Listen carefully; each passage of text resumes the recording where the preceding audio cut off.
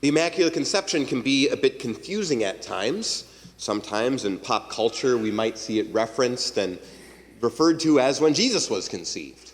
Well, if we think about how long a pregnancy takes, we think about the amount of time we have left until Christmas, it doesn't quite add up.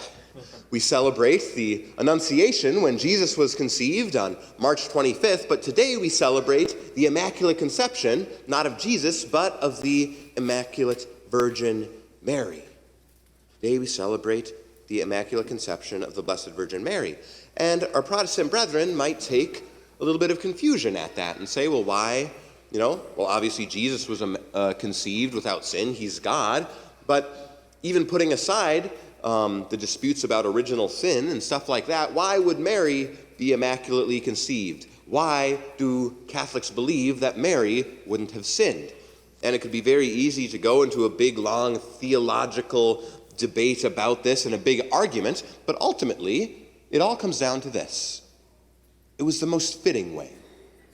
It wasn't necessary that Jesus come in a vessel like Mary that was pure and without original sin. It wasn't necessary, but it was most fitting. We can say this about a number of things. Did Jesus have to die on the cross?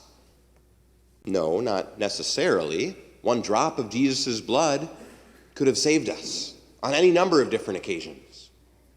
God is all-powerful. He didn't have to use the cross. He wasn't bound to that. But it was the most fitting way. It was the way that brought the most glory to God.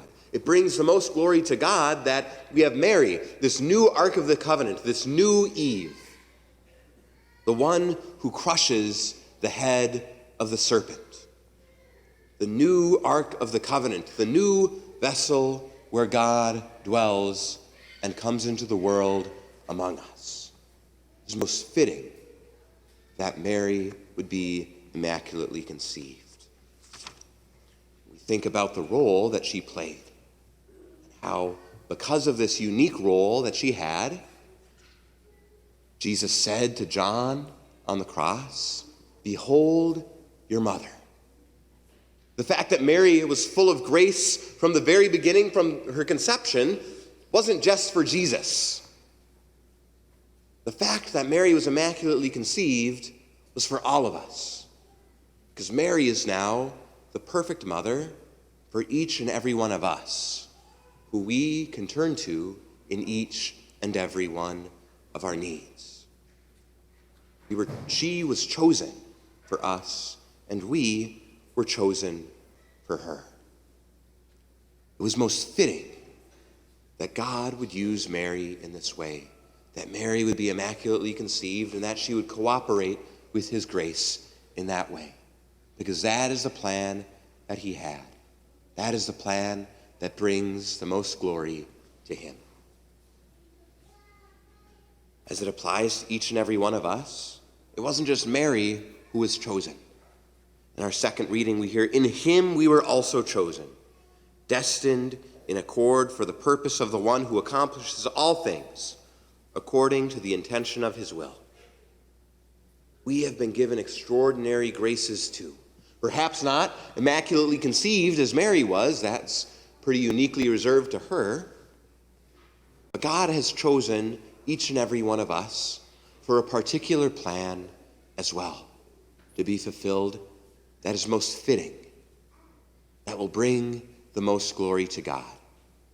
And it might cause us a little bit of confusion at times. Mary was probably a little bit confused when all of a sudden there was an angel in front of her when she was just minding her own business one day.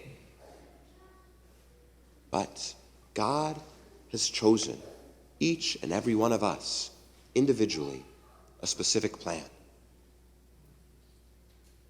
he wants us to bring about in this world, just like he did with Mary. And using Mary as our model, using Mary as our guide, Mary as the one whom we can always turn to because she has been given to us as our mother, we ask that we might know what God has designated for each of us from the foundation of the world to be most fitting for our lives. That might bring him the most glory. And when we find ourselves in times of trouble, we can turn to Mary, seek her intercession, and ask that she might lead us to her Son, who for a very fitting purpose chose that she would be immaculately conceived.